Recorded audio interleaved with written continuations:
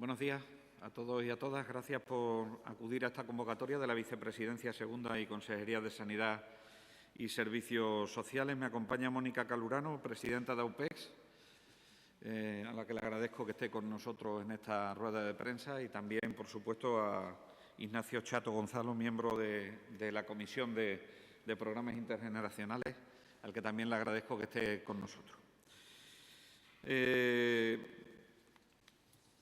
Creo que es importante contarle a la ciudadanía, dentro de lo que son el cumplimiento de los Objetivos de Desarrollo Sostenible y, en concreto, dentro de aquellos que tienen que ver con la mayoría de alcanzar unos objetivos de mayor salud, alcanzar unos objetivos de igualdad entre las personas, aquellos objetivos que tienen que ver dentro del desarrollo sostenible con todo lo que es el ámbito de disponer, en definitiva, de una sociedad mejor, que se haga un trabajo serio, que se haga un trabajo concienzudo y que se haga un trabajo como el que hoy presentamos. Es decir, el que se haya hecho un trabajo que haya partido de abajo arriba, que haya sido capaz de analizar la realidad sociodemográfica de la Comunidad Autónoma de Extremadura y que plantee unas soluciones como desde la intergeneracionalidad,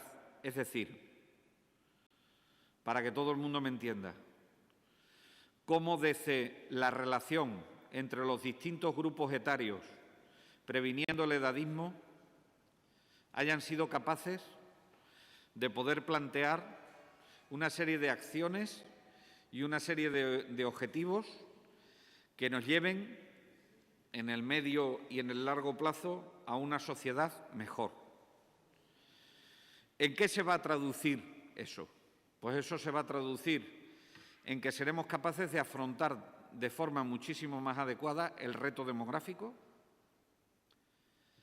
Eso va a permitir que nuestras personas de edad y nuestros jóvenes empaticen los unos con los otros, sean capaces de entenderse, sean capaces de respetarse y sean capaces de valorarse. En el ámbito de las personas de edad, teniendo mejor calidad de vida, y en el ámbito de los jóvenes, teniendo mayores posibilidades de empleo. Y, en tercer lugar, no se entendería una sociedad que no se habla entre diferentes grupos de edad. No seríamos capaces de entendernos. Parte de las soluciones a los problemas o a los retos, más que problemas, que se enfrentan las sociedades de hoy en día, es que se tienen que hablar los diferentes grupos etarios, es que se tienen que hablar las diferentes generaciones para entender de dónde parten unas, dónde quieren llegar, de dónde parten otras, dónde quieren llegar, ¿no?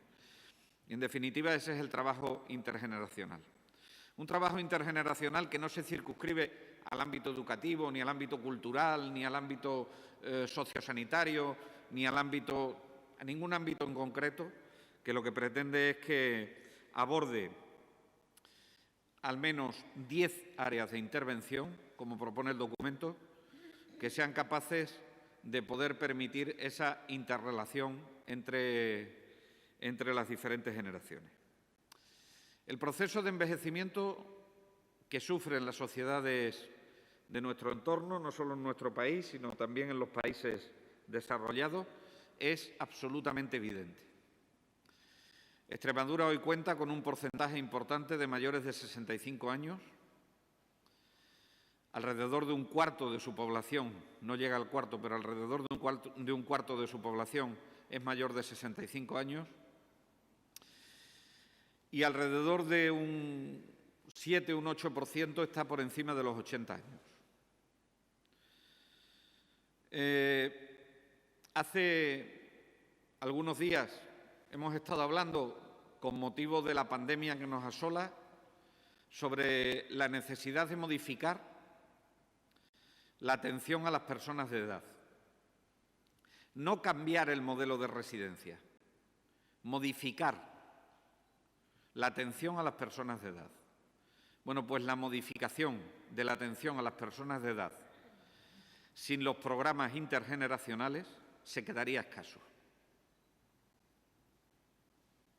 Se quedaría escaso y no estaríamos dando respuesta integral a las necesidades que tienen nuestras personas de edad, que mayoritariamente querrían vivir en su domicilio la mayor parte de su vida si no fuese porque hay problemas que no se les solucionan, como por ejemplo la soledad no elegida, como por ejemplo una sensación de no ser valorados en su justa medida con la experiencia y con la inteligencia, con las vivencias que han tenido a lo largo del tiempo, y que eso no se traduzca en herramientas que mejoren el futuro de nuestros jóvenes. Y en tercer lugar, porque hay actividades que son actividades puramente, en muchas ocasiones, instrumentales de la vida diaria, que no se cumplen y que como consecuencia de todo eso se llega, desde mi punto de vista, de forma prematura a la institucionalización de la persona. Y la institucionalización de la persona tiene unas consecuencias que afectan fundamentalmente a la esfera cognitiva y fundamentalmente afectan también a la esfera de la autoestima o del estado de ánimo. Por lo tanto, cojamos el ámbito que cojamos, el trabajar desde una perspectiva intergeneracional es absolutamente importante. Y termino y le doy la palabra a los que de verdad saben de esto.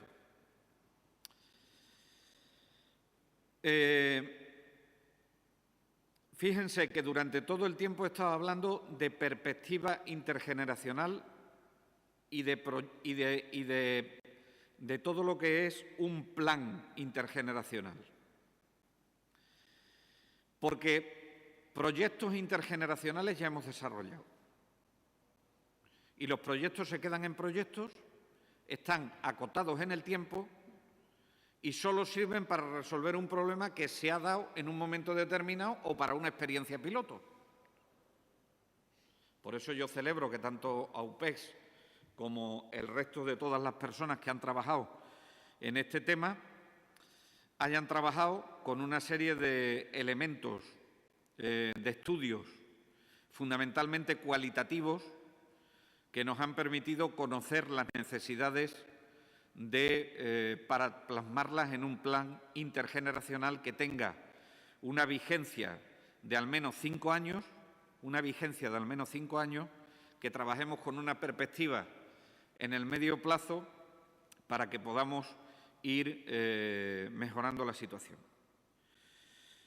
Todo esto se inicia, pues como siempre, por la voluntad de una serie de personas que están convencidos de la bonanza de esto. Y no es infrecuente que en los últimos años hayamos asistido, por ejemplo, al centro residencial, que tiene un modelo basado en el cohousing de los Sar de la Vera, junto con algunos institutos de educación secundaria, donde se han hecho proyectos intergeneracionales concretos, que han tenido muy buen resultado. Y eso es lo que ha hecho que hayamos encontrado en las universidades populares ese lugar de encuentro entre generaciones que permita que puedan trabajar en conjunto. Por lo tanto, sabe tanto la presidenta de AUPEX como sabe también don Ignacio Chato, que en definitiva vamos a seguir colaborando, vamos a seguir apoyando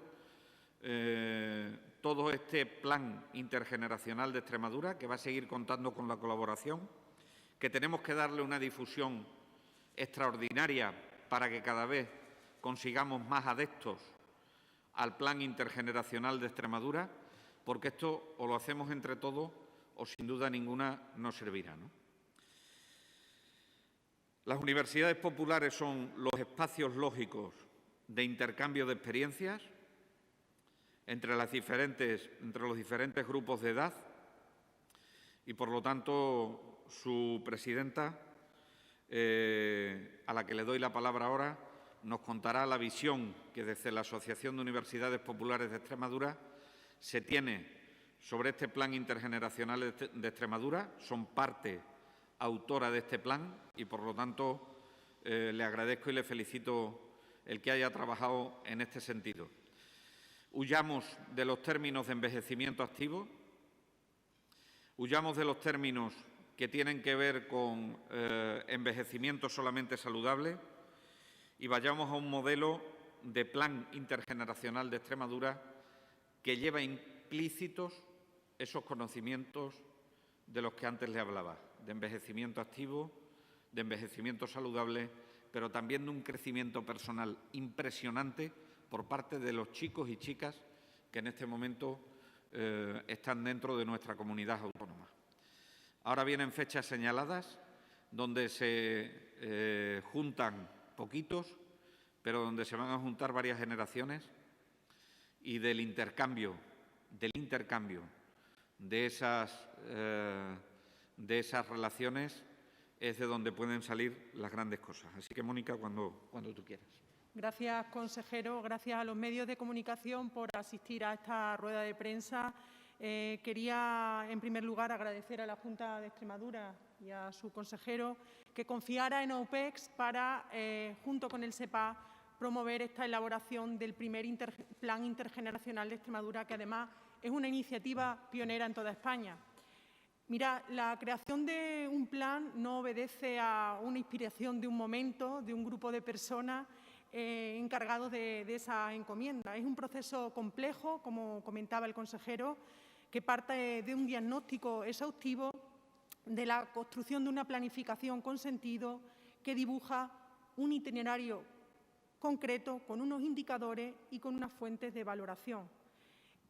Toda una ingeniería de la Junta de Extremadura, que es absolutamente consciente desde el primer momento, en este tiempo que nos toca vivir, que nos toca reinventarnos día tras día tomando decisiones nuevas y hacer las cosas de otra forma. No voy a adentrarme en la explicación del plan porque lo ha argumentado muy bien el consejero, pero sí decir que para UPEX ha sido un honor ser parte de este equipo, de este plan, porque está cargado de compromiso, de implicación y de voluntad. Ingredientes que, sumados a este modelo de creación riguroso, nos posiciona a las universidades populares, como decía, en un espacio inmejorable. No solo para generar valores necesarios, sino para convertirlo en un modelo de referencia, de vanguardia y un modelo también sostenible. El PIE, en su configuración, es un instrumento de gestión, pero también una herramienta para la acción, que pretende, de aquí al 2025, impulsar y consolidar estrategias para el desarrollo intergeneracional de Extremadura. Repetir que se ha trabajado en 10 áreas de intervención: sociosanitaria, educación, cultura, ámbito comunitario y un amplio etcétera, donde se abarcan todos los sectores.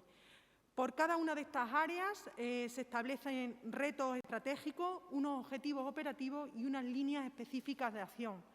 Por poner un ejemplo, en el ámbito comunitario, que es en el ámbito que por definición nos define a las universidades populares, se intenta, por ejemplo, dar respuesta al siguiente interrogante: ¿cómo dotarnos de espacios en los que las personas de distintas generaciones se encuentren, interactúen y entren en relación? Y se proponen las siguientes acciones: elaboración de un mapa de recursos comunitarios y programáticos que fomenten estas interrelaciones, la edición de una guía metodológica para el fomento de la participación social y de las relaciones intergeneracionales y la creación, por ejemplo, de institutos de liderazgo internacional. Este plan, como podéis ver, da respuesta a los grandes interrogantes de nuestra sociedad en el campo de la intergeneracional. Y somos conscientes de que este gran reto representa articular espacios en los que las distintas generaciones trabajen y generen propuestas conjuntas. Por eso hemos llegado en este diseño a acciones concretas, actividades cercanas y accesibles que motiven la implicación y la participación de todas las personas.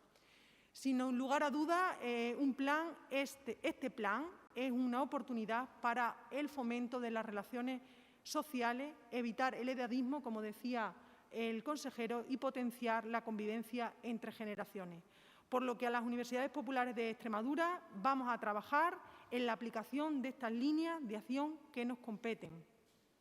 Asumimos este reto con una gran alegría, con profesionalidad, con motivación, porque sabemos que no vamos solos, sino que esta gran alianza entre las instituciones, las organizaciones y las personas supone el mejor motor de desarrollo que podemos poner al servicio de nuestro presente y también de nuestro futuro.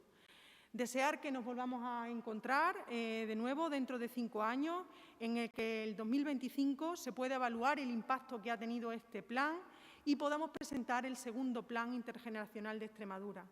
Quiero finalizar y desearos desde la Asociación de Universidades Populares de Extremadura a toda la sociedad extremeña un 2021 lleno de alegría, también de responsabilidad y lleno de vida. Muchas gracias, presidenta. Miren, si me preguntan cuándo empieza esto, pues esto empieza, yo creo que cuando llegué a la consejería, en la legislatura anterior, apareció por el despacho un señor que le voy a presentar ahora, que se llama Ignacio Chato, que venía del norte de Cáceres, que había empezado con un proyecto que venía desarrollándolo ya hacía algún tiempo. Era un proyecto donde jóvenes que estaban estudiando secundaria, creo que era, secundaria, se reunían y tenían programas en relación con uno de los centros residenciales, como le decía antes, en concreto el centro residencial de Los Ars de la Vera, que tiene una configuración, en concreto Servimayor, que tiene una configuración especial, que es un modelo mucho más autónomo en cuanto a la configuración de los centros residenciales, porque está basado en apartamentos donde viven personas mayores y tienen zonas comunes que comparten todos los residentes que están allí dentro. Y con el presidente de Servimayor, con Martín González Carvajal, al cual quiero agradecerle también el que se implicase directamente en este tipo de cuestiones, pues tenían una serie de proyectos que su vocación indudablemente era que estos proyectos, en lugar de ser proyectos concretos, pasasen a engrosar un plan que fuese mayor. Como todas las grandes gestas y como todos los grandes proyectos, indudablemente pues a Ignacio le tocó una labor de apostolado importante por diferentes consejerías. A mí me tocó por la parte de mayores, pero también a él le tocaba por la parte de la Consejería de Educación. Y esto nos llevó a que compartiésemos en algunas ocasiones experiencias muy interesantes desde el punto de vista concreto, ya digo, entre el ámbito educativo, donde se abordaban factores culturales, factores de ocio, factores educativos, donde se abordaba el tema de la brecha digital, donde se abordaba el tema de todo lo que tenía que ver con tener una especie de abuelo, ¿no?, para la gente que era más joven, y tener un nieto para la gente que era más mayor. Y creo que esto da respuesta, a través de la voluntad política de la Junta de Extremadura, da respuesta a lo que en ese momento se quería hacer. Yo creo que si este plan no hubiese contado con el conocimiento, pero sobre todo con el empuje y con el ímpetu de Ignacio,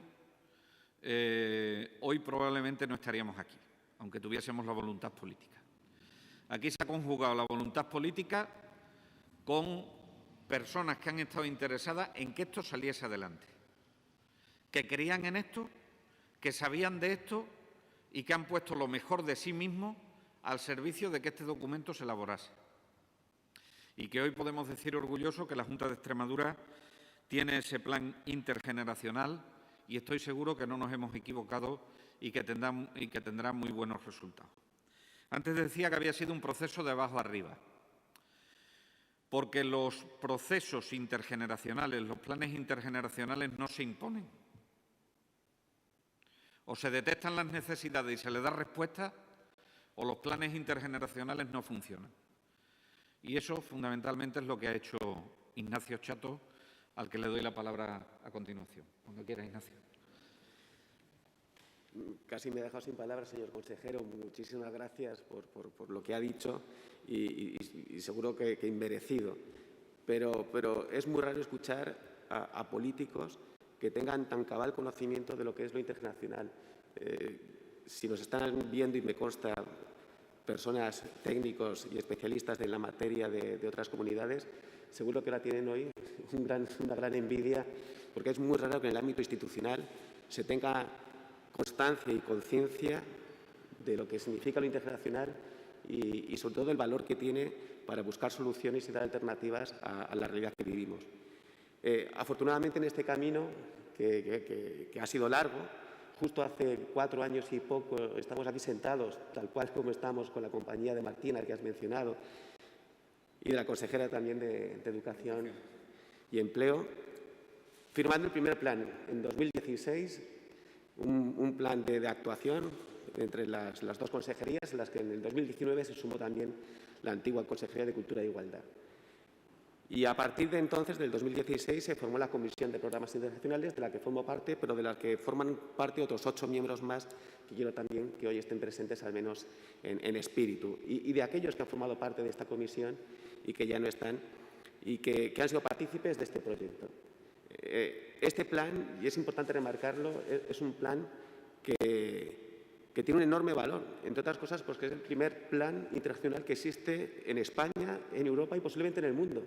Hasta ahora no ha habido ninguna institución, ni española ni europea, que haya tenido la decisión de generar un plan internacional, un plan marco que plantea abordar lo internacional desde una perspectiva multisectorial. Nosotros, cuando formamos parte de la comisión, y antes incluso de que estuviera formada, y esto viene diseñándose tal vez hace casi una década, nosotros sabíamos que era necesario el que la Administración tomara conciencia de que lo internacional era la única solución posible para dar alternativas a una realidad que, de forma bien intencionada, ha estado atendida de una manera sectorial desde el punto de vista de la edad. Y eso ha generado espacios segregados en los que, sobre todo, las personas mayores se han visto discriminadas. Hoy por hoy no hay peor y más intensa discriminación que la que tiene que ver con motivos de edad. Y los edadismos son muy malos, entre otras cosas, porque los que lo padecen son sobre todo las personas más vulnerables, que son las personas mayores.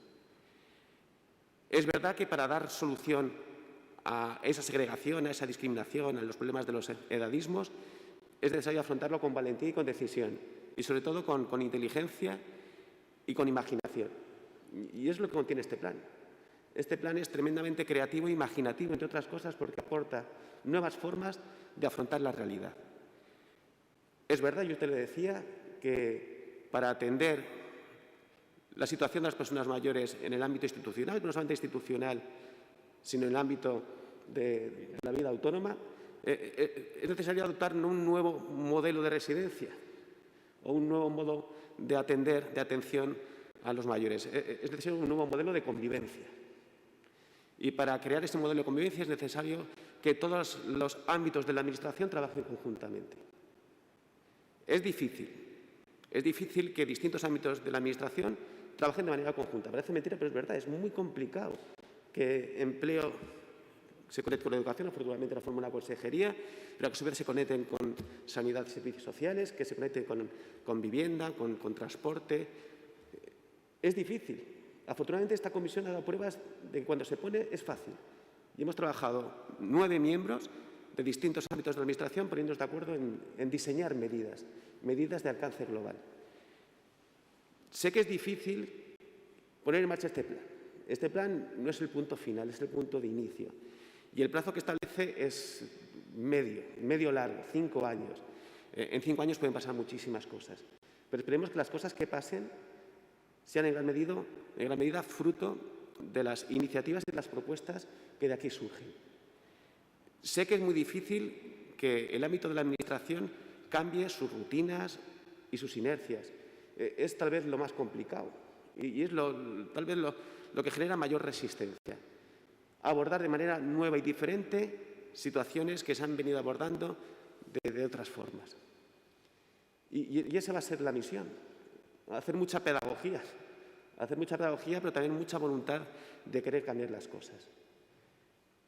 Por nuestra parte, desde la Comisión hemos intentado el que se toma conciencia y la verdad que hemos obtenido muchos logros, y sobre todo el apoyo de la Administración. Sin su apoyo hubiera sido imposible. Y el creer en esto no era fácil, entre otras cosas, porque es una forma muy diferente de entender los servicios públicos. Si este plan consigue, a partir de ahora, incardinar las políticas de las distintas administraciones de la Junta de Extremadura, será un logro. Pero si no hay esa voluntad política de que las distintas administraciones colaboren y participen de esta línea de trabajo, será papel mojado. Es un documento extenso y a veces cuando uno lo lee parece la carta de los Reyes Magos. Pero aquí están contenidas no todas las líneas, pero sí muchas de las líneas que pueden hacer posible que esta comunidad sea diferente. Extremadura tiene muchos debes, muchos problemas que arrastra desde hace decenios. Pero lo que este plan pretende es que esos elementos que se identifican como problemas o como trabas se conviertan justamente en oportunidades. El equilibrio de ese equilibrio territorial, el predominio de la ruralidad, un cierto atraso económico, la escasa focalización urbana, son el propio envejecimiento de la población, el abandono del medio rural, son elementos que se consideran problemas y trabas. Lo importante es considerar que esas dificultades pueden convertirse justo en oportunidades. Este plan no exige dinero. Y además, recuerdo que desde el inicio nosotros planteamos que estas iniciativas no tenían que demandar una mayor financiación. Esto no plantea más gasto. Supone, eso sí, gastar de forma diferente. Supone plantear la financiación de líneas de acción distintas a las como estamos acostumbrados a hacerlo. Pensar, por ejemplo, que para apoyar a la juventud a lo mejor consiste en apoyar a los mayores, consiste en plantear que los centros educativos tienen que estar abiertos a los mayores, pero no creando redes paralelas, sino utilizando las redes ya existentes. En un momento en el que los centros ven cómo reduce la población infantil y juvenil, completar esas aulas con personas mayores que demandan formación y educación para reducir la brecha digital y, sobre todo, porque los mayores ya se creen esa necesidad de aprendizaje permanente a lo largo de toda la vida. Ya empieza a ser una realidad esa sociedad del aprendizaje. Y para eso contamos ya con recursos, contamos con personal y contamos con espacios públicos. No hay que gastar más, no hay que crear nuevos centros ni contratar nuevos profesores. Es utilizar los recursos que ya tenemos de manera diferente. Al igual que los centros mayores no tienen que ser exclusivos de mayores, ni los espacios jóvenes tienen que ser exclusivos de jóvenes. Durante unos años se creyó que la mejor forma de atender a esa población era de manera sectorial y a raíz de la edad. Creíamos que los mayores querían estar con los mayores, que los jóvenes querían estar con los jóvenes y los niños querían estar con los niños. Y nos equivocamos. Pensamos que la mejor forma de atender a sus necesidades era centrarnos en ellos. Y fue un error. Bien intencionado, pero fue un error. Es necesario revocar esas líneas y entender que las políticas de acción o son intergeneracionales o van a caer en el error. Ahora estamos en un momento dramático, de crisis, pero luego vendrá la resaca. Y la resaca a lo mejor resulta tan o más dura que la propia crisis. Creo que debemos a las personas que más están sufriendo y a las personas que más van a sufrir la situación de poscrisis el apostar decididamente por este plan. Por que este plan es un horizonte de esperanza, de ilusión y de transformación de la realidad en la que vivimos. Así que, señor consejero, espero que consiga, con el apoyo de todo el gabinete, que este plan vaya para adelante. Muchas gracias, Ignacio. Pasamos a preguntas. Buenos días, vicepresidente, y al resto de intervenientes. Abrimos turno de preguntas para los compañeros que nos siguen a través de videoconferencia. Tiene la palabra Pedro Fernández, de Canal Extremadura Radio. Bueno, buenas tardes o buenos días todavía. Antes de entrar en otras cuestiones en relación al plan intergeneracional, mencionaba el consejero 10 áreas concretas de intervención. Me gustaría saber si alguna de ellas va dirigida a la vivienda, porque quiero entender un poco que la filosofía del plan es la ayuda mutua entre mayores y jóvenes. Los mayores tienen un gran problema, que es hacer frente a la soledad, intentar seguir viviendo en sus hogares. Los jóvenes tienen un gran problema, que es el acceso a la vivienda.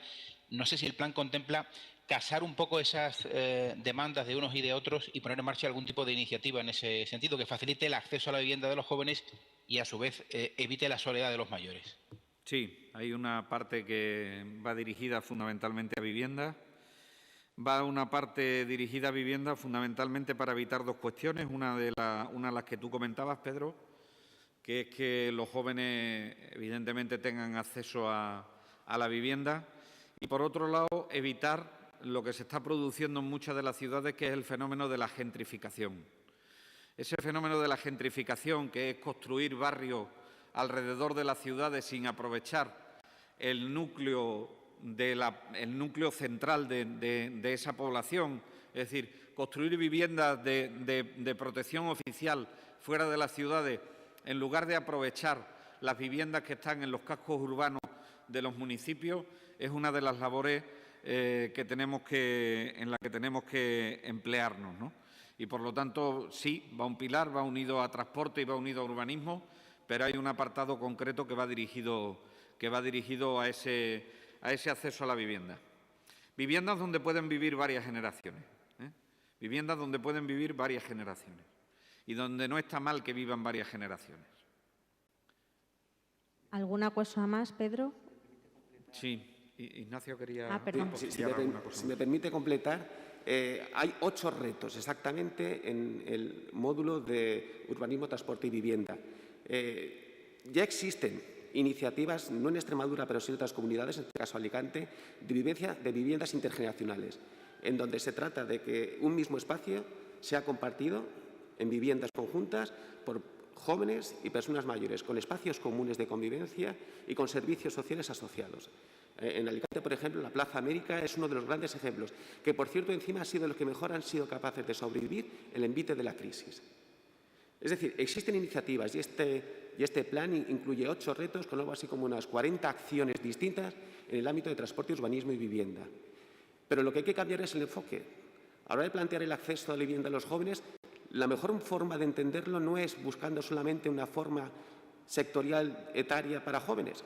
La mejor forma de plantearlo es esas nuevas formas de convivencia en la que consigamos justo que personas mayores y personas jóvenes puedan, de una manera interconectada, disponer de ese acceso a una vivienda accesible, pero en la que, sobre todo, se suponga también que tienen alternativas a los problemas de soledad o de convivencia. Damos paso, tiene la palabra Delia Martín, de Televisión, Canal Extremadura Televisión. Delia, adelante. Sí, buenos días. Quería preguntar sobre otro asunto, evidentemente sobre el COVID. Consejero, acaba de salir publicado en el DOE ya el decreto de las nuevas medidas. Aparece que también el día de Nochebuena se podrá prorrogar hasta las 12:30 el horario de regreso. Y lo que me gustaría además también saber es cómo va a controlar la Junta que las personas que vengan, por ejemplo, de Madrid o de otra comunidad, pueden venir porque vienen a casa de un familiar, puesto que solamente las reuniones estarán permitidas para familiares. ¿Cuál va a ser la credencial o la autorización que van a tener que traer para no ser sancionados? Delia, permíteme que pregunte si hay alguna pregunta más sobre el tema intergeneracional y con gusto te respondo a la siguiente pregunta. ¿No hay ninguna? Vale. Pues paso entonces a responderte, Delia. Sí, efectivamente, la ampliación de las 12 a las 12:30 para la vuelta a casa, no para otras cosas, sino para la vuelta a casa, hemos decidido que se hiciese en los días 24 y en el día 31, y así está publicado en el decreto del presidente, con lo cual, bueno, pues ya sabemos que podemos estar cenando hasta las 12 de la noche. Que además en algunos sitios lo vamos a hacer de forma intergeneracional, cosa que está relacionada con este tema. Y en segundo lugar, pues que tenemos de las 12 a las 12:30 para volver a los domicilios. Es difícil que en Extremadura se puedan utilizar 30 minutos en volver a un domicilio, salvo que sea entre poblaciones. Con lo cual, yo creo que, aunque hayamos dado esa flexibilidad de las 12 a las 12:30, lo que quiero que quede claro, el objetivo de esa media hora es que es para volver a casa, que no es para irse a ningún otro sitio, que no es para ampliar el ocio, es para irse cada uno a su casa. Y esto me gustaría llamar a la responsabilidad de la sociedad. A la segunda cuestión, creo que lo dije ayer en la rueda de prensa y aún no me ha dado tiempo esta mañana porque hemos tenido un consejo de dirección de cara a programar todo lo que es el plan de vacunación, con lo cual a lo largo del día lo haré. Me pondré en contacto con la delegación del Gobierno.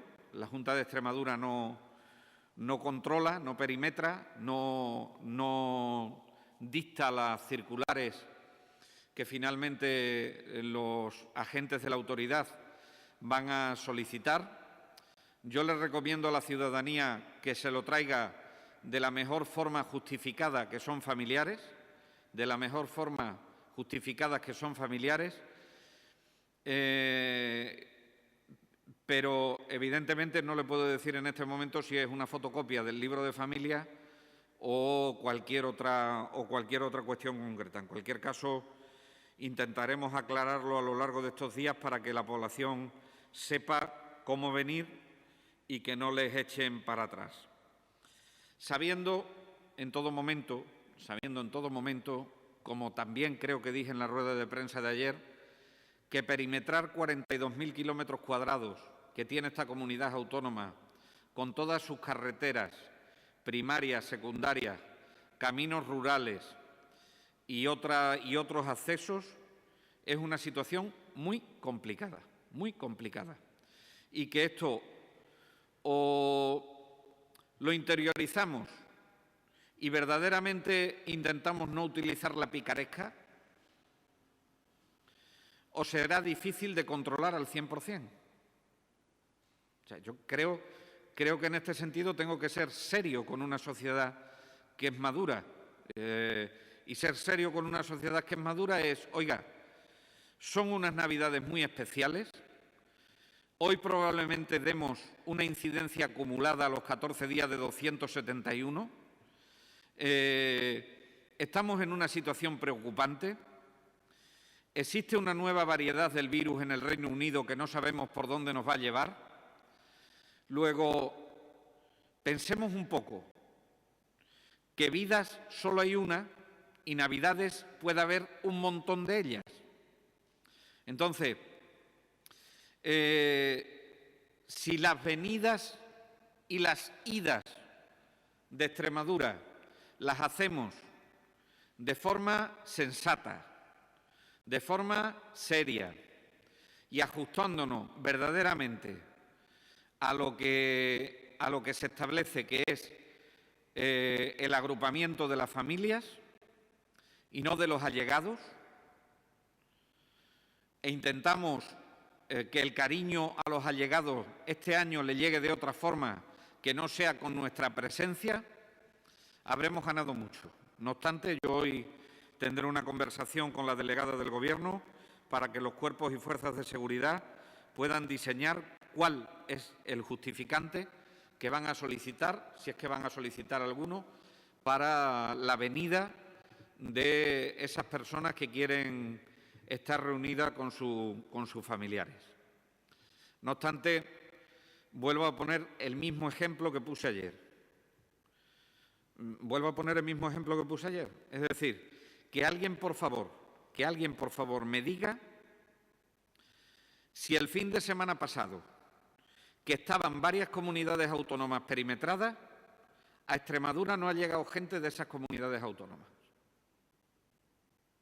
Y seguro que nadie me puede poner ese ejemplo. Entonces, creo que ha llegado el momento que en lugar de preguntar, y hace bien en preguntar para asegurar qué es lo que de qué tenemos que disponer para que vengan las personas que son las que tienen que ser, pero que intentemos llamar la atención sobre todo que los desplazamientos sean los mínimos imprescindibles. ¿Alguna pregunta más? Rubén Caballero, de Televisión Española. Rubén. Muy buenos días, tardes, vicepresidente, consejero de Sanidad. Quería preguntarle, esta semana, y puesto que acaba de avanzar ese dato de que la incidencia sigue subiendo, 271 es lo esperable a los 14 días, si se prevén más restricciones de la movilidad debido al aumento de casos en esta semana. Hablo de cierres perimetrales en localidades. Estamos analizando 2 localidades que son Calamonte y Fuente del Maestre. Calamonte porque está terminando su cribado y Fuente del Maestre porque tenemos que ir viendo la evolución de los contagiados en la localidad. Y eso nos dirá si para el próximo Consejo de Gobierno tenemos que llevar alguna propuesta o no de cierre perimetral de las localidades. Hoy, si no me equivoco, decae Mirandilla y no lo vamos a renovar. Mirandilla está teniendo una buena evolución y quedarían aislados perimetralmente Logrosán, Cañamero, en fin, las 3 localidades que estaban perimetradas, pero en definitiva, si se adopta algún criterio, salvo que hoy haya salido algún brote en algún sitio, las medidas van a ser medidas ya por localidades. ¿Algo más, Rubén? Nada más, muchas gracias. Si nos permite, vicepresidente. Bueno, creo que Pedro quiere volver a preguntar, Pedro. luego ya paso a formularle una cuestión que nos llega a través de correo electrónico. Sí, 3 cuestiones rápidas. Una relacionada con las vacunas. ¿Qué pasos están dando para que todo esté listo de cara al domingo? Creo que está haciendo algún tipo de formación con los profesionales. En relación precisamente a los mayores, ¿se van a extremar las medidas para que ese plan se pueda ejecutar con todas las garantías? ¿Cómo se va a concretar eso? Y por último, en relación al regreso, sobre todo más que al regreso, a la vuelta de los estudiantes a sus lugares de estudio a partir del día 11. En su momento ya se planteó la posibilidad de algún tipo de cuarentena, incluso hacer test masivos si fuera necesario. ¿Finalmente se va a hacer algo similar? Con respecto a esta última pregunta, que creo que he entendido que son los estudiantes, Pedro. Los estudiantes. Con respecto a esta última pregunta de los estudiantes, vamos a ver cómo va evolucionando la incidencia acumulada. Y yo creo que eso es lo que vamos a ir tratando en el seno del Consejo Interterritorial, porque el Consejo Interterritorial va a seguir celebrando plenos, aunque vengan las fiestas navideñas, con lo cual probablemente este miércoles tengamos un nuevo pleno del Consejo Interterritorial del Sistema Nacional de Salud, donde nos pongamos de acuerdo en ese sentido. Nosotros vamos a hacer todo lo necesario y todo lo que acordemos en el seno del Consejo Interterritorial. Si parten de una zona que tiene una incidencia alta y ante esa situación hay que hacerle, antes de llegar a su sitio donde vayan a estudiar, porque la incidencia esté más baja, haya que hacerle una prueba de diagnóstico de infección activa, pues se le hará una prueba de diagnóstico de infección activa. Es decir, ahí no vamos a escatimar esfuerzos para que la educación, también la universitaria, sea lo más presencial posible. Eso con respecto a esa parte. Con respecto a la pregunta que me hace de las residencias. Con respecto a la pregunta que me hace de las residencias es, evidentemente no podrán ser visitas como las teníamos planificadas, todos los días y por una persona, porque tenemos que proteger muy mucho a las residencias de personas de edad, sobre todo porque saben que a partir del día 27 vacunamos y nos gustaría tener a los centros residenciales en las mejores de las condiciones posibles. Eso significa el menor número de centros afectados posible, aunque siempre que el virus esté en el ámbito comunitario, es posible que el virus entre dentro de los centros residenciales. Y luego lo que sí tenemos muy planificado es el tema de la salida de los residentes. El tema de la salida de los residentes se hace con antelación suficiente, se solicita ante el director o directora de la residencia, este autorizará la salida y las salidas, en todo caso, conllevarán que no sean inferiores a 4 días. que no sean inferiores a 4 días, para que podamos hacerle a la vuelta a la residencia una prueba de diagnóstico de infección activa, que puede ser una PCR o que puede ser un test de antígeno. El otro método para intentar que los centros residenciales se encuentren en las mejores de las condiciones es lo que ya estamos haciendo también, que es hacer pruebas de diagnóstico de infección activa cada 15 días a los trabajadores y a las trabajadoras hasta que finalice el proceso de vacunación. Si el proceso de vacunación se inicia el día 27, ahí se pondría la primera dosis en las primeras de las residencias, a los 21 días se pondría la segunda dosis y habría que dejar al menos un par de semanas para que se desarrollasen las defensas. Sería a partir de ese momento y haciendo una evaluación posterior cuando abandonaríamos el programa de cribado en el caso que lo tuviésemos que abandonar. De momento seguiremos con el programa de cribado de trabajadores y trabajadoras cada 15 días, ¿no? Ya sabe que el área de salud de Coria ya ha hecho el primero de los cribados, 770 trabajadores y trabajadoras de residencia que todos han dado negativo, afortunadamente, y así seguiremos con el resto de las residencias. Y como suelo extenderme en las respuestas, pues me he olvidado de la primera pregunta. Primera pregunta relacionada con la campaña de vacunación. La campaña de vacunación. Bueno, hoy se inicia la formación de los equipos de vacunación, de aquellas personas que han mostrado su interés y que tienen experiencia para la vacunación. Saben que los equipos de vacunación están constituidos por 3 enfermeras. Es opcional la presencia de un técnico de cuidados auxiliares de enfermería. Y bueno, pues en principio vamos a empezar con todo lo que es la actividad formativa, pero estamos también extremando todas las cuestiones que se tienen que extremar en relación a las recomendaciones que nos está dando el Ministerio de Sanidad para la recepción de las vacunas en la comunidad autónoma, para el traslado a los puntos de distribución en las distintas direcciones de salud y, posteriormente, para planificar ya con nombre y apellidos de aquellas personas que hayan aceptado ponerse la vacuna para el día 27, ¿no? Es decir, que estamos trabajando intensamente en varios frentes para que la campaña de vacunación sea una campaña verdaderamente efectiva y, sobre todo, lo que más me preocupa, se pierdan las menos dosis posibles. Saben ustedes que en cada vial vienen para 5 dosis, que la vacuna es muy inestable, muy segura, pero muy inestable, porque es de material genético, por lo tanto tiene pocas reacciones adversas, pero al ser de material genético, pues es muy inestable a las temperaturas y es muy inestable a los movimientos. Con lo cual, para no desnaturalizar la vacuna, hay que tener todo milimétricamente programado. Y eso es lo que estamos haciendo en el momento actual.